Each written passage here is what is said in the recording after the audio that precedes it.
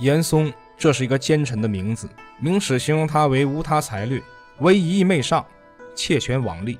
而在正德4年，一个前途无量的年轻人选择放弃官职，归隐山林，只因当时豺狼当道，败坏朝纲。此时29岁的严嵩并不知道，未来的他将会成为权倾天下的严阁老。这是一个屠龙者终成恶龙的故事。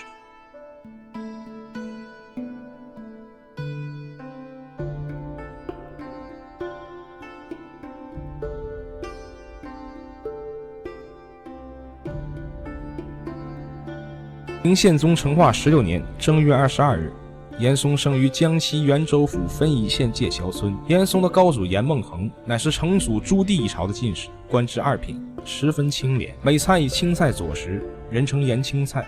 到了其父严怀这一代，家道早已中落，而严怀又是个十分醉心于权力的人，但他本人却没有入朝为官的天赋，多次科举始终没有中第，所以他把自己全部的期望都寄托在了儿子严嵩身上。严嵩也不负所望，10岁便过了县试，成为童生。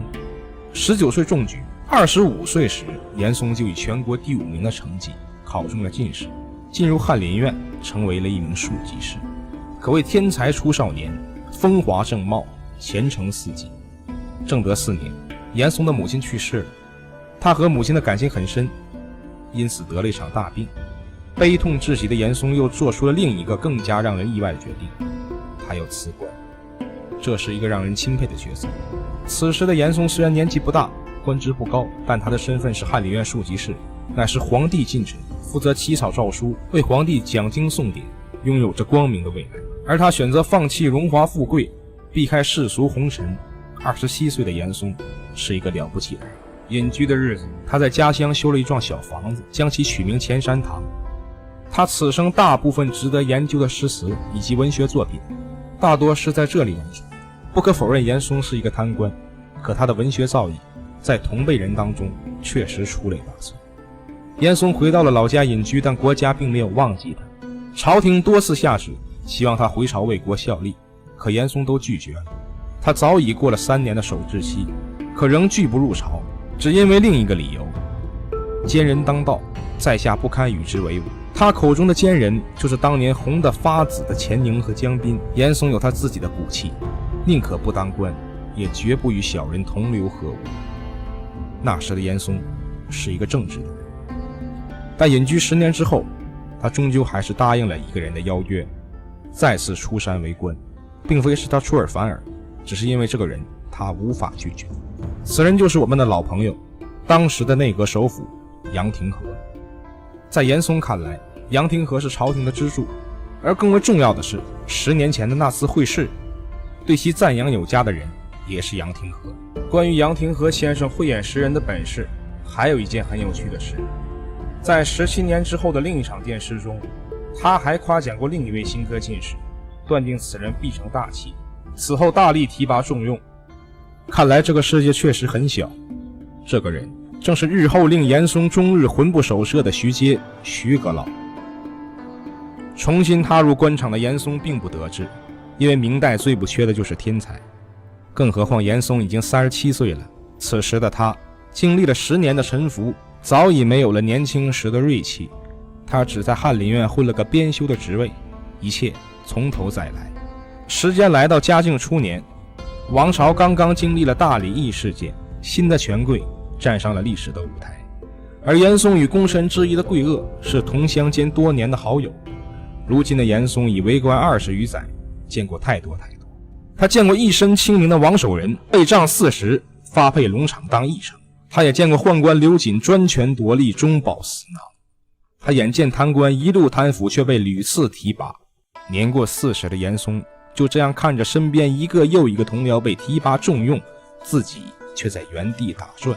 此时的他想起了自己的高祖严孟恒，想起了一辈子只想当官的父亲严怀。他质问自己，蹉跎半生为的究竟是什么？难道是一辈子在这翰林院做一个小小的编修吗？于是郁郁不得志的严嵩抱着试试看的态度去拜访了他的老朋友。严嵩极力夸赞了桂萼的仗义直书，他也因此连升3级，成为国子监最高长。此前的他并没有想过升官是如此的简单，他的人生信条改变了。他终于领悟了为官的秘诀：拍马屁，搞好人际关系。从此之后，严嵩开始飞黄腾达。嘉靖7年，严嵩升任礼部右侍郎。上任的第一件事，他就去负责兴献王的祭祀问题。严嵩回来上表道：臣宫上宝册及奉安神床，接应时雨季，又时产早阳，群鹤急绕，飞入汉江，河流骤涨，可谓是胡说八道，一派胡言。但众所周知，兴献王对嘉靖皇帝有着特殊的意义，嘉靖又是一个十分迷信的人。这篇表文令嘉靖大喜，严嵩得以在第2年升任礼部左侍郎。此时的严嵩虽然逢迎上意，谄媚君主，但他还没有失去自己的尊严。朝堂之上，面对不合理之事，他依然直言不讳，毫无顾忌。我相信此刻的严嵩心中还是充满着理想信念的，他想要施展他的抱负，想要为国为民，鞠躬尽瘁，死而后已。可历史仿佛跟他开了个玩笑，刚升任不久的严嵩被调往南京担任礼部尚书，而后改为吏部尚书，而这一去又是9年。虽然严嵩上位的手段并不光彩，但至少到目前为止，他只不过是一个善于揣摩帝王心思的臣子罢了。至于贪赃枉法、结党营私、罔顾事实，严嵩是不会做的。换句话说，他是一个有原则的人。嘉靖17年，这个原则被打破了。明嘉靖27年，一位白发苍苍的老人在狱中替他人执笔，写下一封信，以近乎莫须有的方式描绘了一位边关大将的犯罪事实。这是一个阴谋，这是严嵩升官道路上的最后一战。此役若成，大明朝将再无人是其对手。他向往了一生的权力宝座，那个由无数血泪浇铸而成的头把交椅，将唾手可得。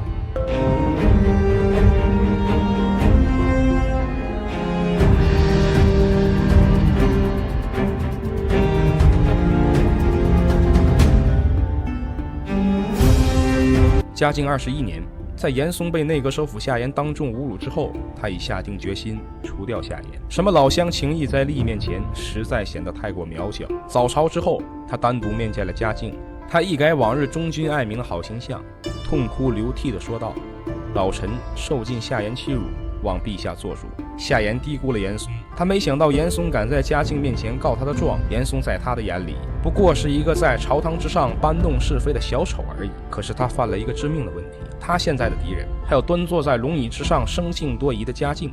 此刻严嵩正在滔滔不绝地控诉着自己的顶头上司，以往夏言的种种越界行为逐渐浮现在嘉靖皇帝的眼前。猜忌使得嘉靖和夏言君臣二人渐行渐远。看来这就是能顶替夏言的人吗？那就试试看好了。不久之后，一封敕书送到了夏言的府邸，书中写道：朕不早朝，言亦不入阁。军国重事，取材私家，王言要密，视同戏玩。言官不依言，图欺谤君上，致神鬼怒，与甚伤和。翻译过来就是：皇帝老子我不上班，你也不上班。军国大事你自己在家就裁决了。我作为天子说的机密，你夏言是一句不听，都当玩一样。谏官对此一言不发，就想这样骗我吗？你夏言这种行为，使得神鬼都看不下去了，下大雨伤害了庄稼。嘉靖不愧是玩弄权术的好手，话说得很重。看到敕书的夏言慌了，他多次上书想要向皇帝解释，可惜于事无补。严嵩和嘉靖二人突然达成的政治默契，令夏言始料不及。他终于知道自己这么多年来得罪了皇帝。严嵩赢了，他挤走了夏言，进入了内阁，终于完成了他的人生目标。但故事到这里还远远没有结束，可以说才刚刚开始。现在我们终于可以用严阁老来称呼严嵩了。客观的讲，在政治上严阁老是没有什么才能的，但是他拍马屁的功夫随着年龄的增长越发的熟练了起来。自嘉靖21年8月入阁起，严阁老每日都泡在内阁的班房，连家都不回。可几个月过去了，每日伏案到深夜的严阁老在下属们的眼中好像并没有做什么实际性的事情。那他在干什么呢？用现在的话讲，他在摸鱼。下属们看到自己什么都不干是无所谓的，只要皇上看到我每日勤勤恳恳为国事操劳，连家都不回，这就足够了。显然嘉靖皇帝被严阁老的勤政打动了，他特意附送银章1枚，上书忠勤敏达4字，并授予其太子太傅，以示表彰。受到表扬的严嵩越来越放肆了，他的政治野心在嘉靖皇帝的宠爱之下不断的膨胀着。只介入内阁显然是不够的，他指使言官骂走了首辅崔鸾，另外2位阁员吏部尚书许赞、礼部尚书张弼与其同时进入内阁，但都不能参与起草圣旨。至此，严阁老已独揽朝政。严嵩是从江西的小村子考上来的，终于位极人臣的他不再想过一天苦日子，他已经没有任何顾忌，开始大大方方的贪污受贿、买官鬻爵。因为他知道嘉靖是不会在意的，他根本不会管自己是否是个贪官，自己只要听话就好了。事实也在不断印证这一点，因为无论御史们如何上书，如何弹劾严阁老，他依然稳坐钓台。嘉靖仿佛放弃了皇帝的位子，无论大事小事，全部由严嵩一人定夺。可随着时间一点点的流逝，事情开始复杂了起来。要知道，权力是可以改变人的。看着各级官员送来的一箱箱礼物，看着道观里冒起的袅袅炊烟，严嵩产生了一种很危险的思想：我才是这个国家的统治者。他不再日夜坚守在内阁班房，他犯了和夏言同样的错误，不向嘉靖汇报，独自决断。他开始变得不可一世，在群臣们的眼中，严阁老才是大明的天。嘉靖皇帝可能真的不喜欢治理国家，但对于可能威胁到他地位的人，他绝不会手软。嘉靖24年12月，嘉靖突然在西院召见了严嵩。当严嵩一如既往的朝拜完之后，抬头望向那个身着道袍的人，他的心情瞬间跌落到了谷底，因为他看见了另一个老人在朝自己微笑。夏言又回来了。嘉靖同样微笑着看着严嵩说道：从今以后，夏言任首辅，你为次辅，希望你们2人通力合作，共赴国事。严嵩愣住了，和嘉庆17年一样，这位皇帝还是如此的可怕。如果有人胆敢威胁他的统治，他就会夺走这个人的一切权利。班师回朝的夏言无时无刻都在宣示着自己的政治存在，任何票拟、批签，严嵩都已无权过问。严阁老又回到了刚进入内阁的状态，摸鱼。可这次和当年不同，是真的没有任何事情可做。同时，一场政治清洗风暴席卷了明朝官场，夏言清除了所有与严嵩有关的人。时间来到嘉靖26年，严嵩看着自己费尽心思扶植的手下一个一个的被调离、流放、夺职，他想要放弃了，他不想再斗下去了，他想要烂死在这内阁，做一条永世不得翻身的咸鱼。而在这关键时刻，一个人出现了，让严嵩重新燃起了斗争的烈火。是的，那个男人终于来了，他正是严嵩的儿子，人称东楼的严世蕃。严世蕃除了聪明过人，还有一个旁人不具备的优点，他青词写的不比夏言差。严嵩虽然努力，可天赋这种东西不是谁都具备的。无奈之下，他想到了让自己的儿子代笔，结果出人意料，送上去的青词受到了嘉靖皇帝的表扬。应该说，严嵩能够得宠，要感谢他的儿子严世蕃。严嵩当然也不忘提携儿子。此时的严世蕃已是工部左侍郎，因为嘉靖常年大兴土木，所以这个位置十分重要，可以说是朝廷里最肥的差事。可眼下夏言的步步紧逼，很快位置就要保不住了。严世蕃对严嵩说道：朝廷里有一个人，只要他能够加入我们的阵营，夏言必死。严嵩立刻急切地问道：是谁？锦衣卫指挥使陆炳。关于陆炳的故事，我们只需要知道几件简单的小事就可以了。其一，陆炳是嘉靖从小玩到大的朋友，他的母亲是嘉靖的乳母，而且陆炳为人低调，在锦衣卫这个组织里颇得人心。其二，嘉靖18年皇宫着火，陆炳孤身犯险，救了嘉靖一命。如果说嘉靖皇帝最信任的人是谁，除了陆炳，我想不出第2个人来。严嵩无奈地摇了摇头，因为他知道陆炳是夏言的人。以前是，但现在不是了。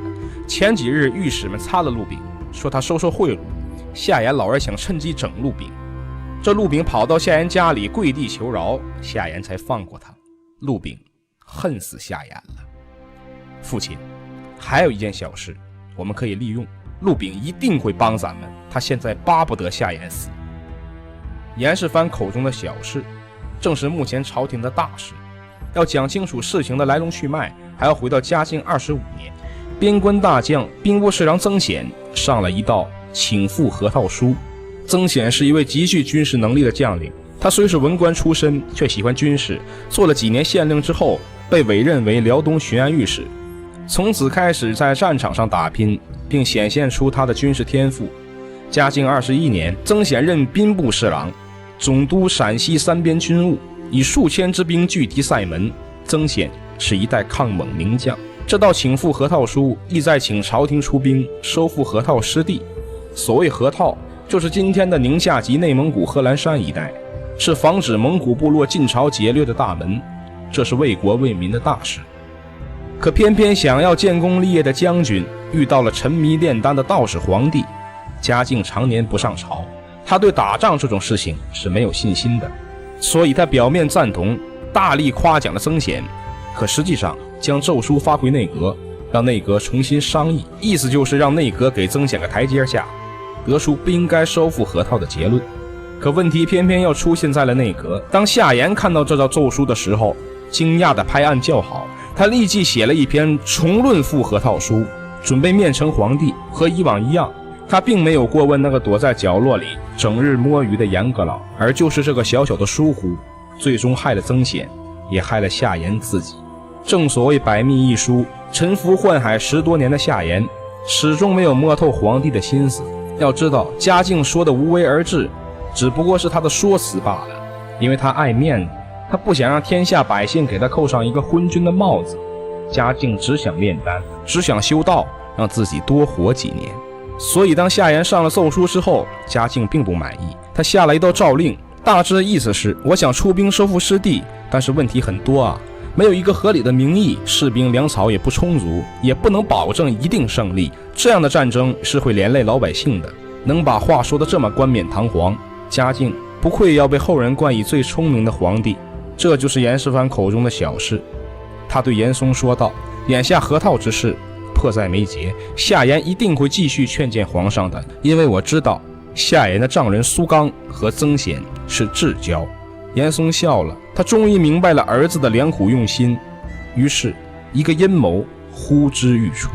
严世蕃立即去拜访了陆炳，因为如果有了这个嘉靖最信任的人的帮忙，夏言不死也难。二人见面之后心照不宣，陆炳当然知道这东楼兄为何来找自己，此刻他们有着一致的目标，除掉夏言，杀了他。而曾显就是夏言的死穴，但是曾显常年在外征战，守卫边关，想要做此人的文章不是一件容易的事情。二人小心翼翼地商议着，想要除掉曾显，想要把这欲加之罪坐实，就要利用嘉靖皇帝的疑心。陆炳对严世蕃说道，东楼兄，眼下有一人正在我手上，他与曾显有仇，此人可用。此人便是裘鸾，受祖上荫，袭爵咸宁侯，镇守甘肃，是曾显的下级，在军事上常年与曾显不和，因此入了大狱。严世蕃和陆炳相视一笑，一将功成万骨枯，眼下万事俱备，只欠严阁老的东风了。又是一天早朝，主要内容和以往一样，讨论是否应该收复河套。夏言一如既往支持曾显，嘉靖则是不置可否。一时间朝堂之上出奇的寂静，复套之举断不可为。此时一个老人的声音打破了这尴尬，发言之人正是严嵩。他迅速跪倒在皇帝面前，然后他大幅地陈述了反对的理由，从军事到后勤，从官兵到百姓，而且如此军国大事，夏言竟不与内阁商议，独自裁断。当年小小的疏忽，如今就被放大到了朝堂之上。夏言自然也不会放任严嵩胡说，二人就这样吵了起来，互相罗列着对方的罪行，互相拆台。如果换作以往，嘉靖可能会乐此不疲，因为他平生有一大爱好，就是喜欢看臣子们吵架，然后说出那句话，人在青天水在天，都是忠臣，没有奸臣。可这次不同，嘉靖听进去，他的怒火正在被严嵩的话语点燃。夏言从来没有尊重过我，自己做的香叶观夏言不带，私下讨论军国大事不对我汇报，如今居然想逼迫我出兵打仗，破坏我的修道大计，扰我清静。他可以听话的，为什么非要逼我？此时嘉靖已经失去了理智，他不再想理会这个处处和自己作对的夏首辅，他还是喜欢听话的严阁老。于是他喝住了夏言。强军胁众，这是嘉靖对夏言说的最后一句话。至此，夏言的政治生涯彻底结束了。嘉靖27年，朝廷赐他领尚书衔退休，让他离开京城。而在此之前，曾显已经被捕入狱。就在夏言心灰意冷收拾行李的时候，一封来自锦衣卫赵玉的信送到了嘉靖皇帝的手中。这封信署名自然是裘鸾，信中列举了曾显的几大罪状，诬告曾显掩败不奏，克扣军饷上万，并派儿子曾纯跟着他的亲信苏刚贿赂首辅夏言。贿赂并不是什么大罪，关键是曾与夏的关系，他们不应该有任何的关系。边关武将结交内阁文臣，在明朝是必死之罪，因为其中有着令人玩味说不清的意图，谋反。曾显作为边关大将、兵部侍郎，结交内阁首辅夏言，而且行贿。更重要的是，这封信来自锦衣卫赵玉，是嘉靖皇帝最信任的人陆炳管辖的，可信度极高。但事实上，这封信的内容完全凭空捏造，写信的人也并非是裘鸾，而是严嵩与严世蕃。曾显从未做过贪赃枉法之事，根据后来发生的故事，大概率是移花接木，裘鸾所为。夏言也从来没有收过他丈人苏刚的贿赂，但是夏言同样犯了错误，他确实想过通过河套一事提升自己的政治上的影响力。嘉靖27年10月，曾显和夏言的结局被最终确定。曾显按律斩，妻子流放2000里，连死时家无余财，死时赋诗一首，元公本为百年计，晁错藩篱戚国威，天下人无不喊冤叫屈。夏言弃世，妻子流放广西。夏言起自微寒，豪迈而有俊才，纵横辩驳，人莫能屈。虽身处宦海，仍心系天下，胸怀万民。然终为严嵩所害，严死，嵩祸及天下。严嵩赢了，他终于赢了，他成为了朝廷首辅，坐上了这沾满血泪的头把交椅。自嘉靖17年被皇帝的明堂惑问，吓得满脸冷汗之后，他开始了属于他的权力斗争，最终通过阴谋陷害的方式杀害了2个无辜的人。有人说历史是公正的，自然可以写曾显希望通过河套的战役收获名利，也可以写夏言大力扶持亲信，铲除异己，发展朋党。可这2个人想做的事情，无非是想要收复失地，守护大明朝的江山。严嵩为了一己私利，构陷忠良，祸害天下。有人说严嵩是忠臣，他忠于嘉靖，忠于皇权。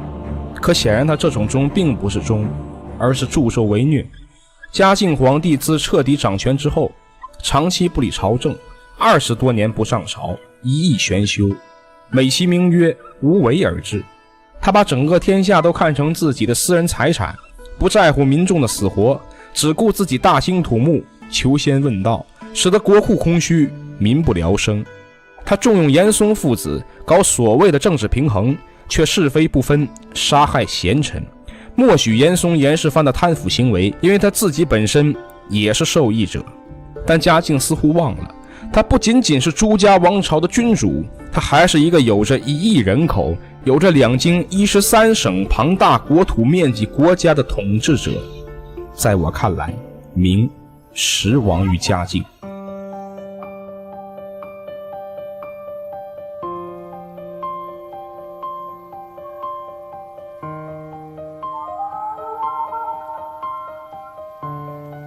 以上就是本期视频的全部内容了。如果您喜欢，可以点赞加关注，感谢各位观众的支持。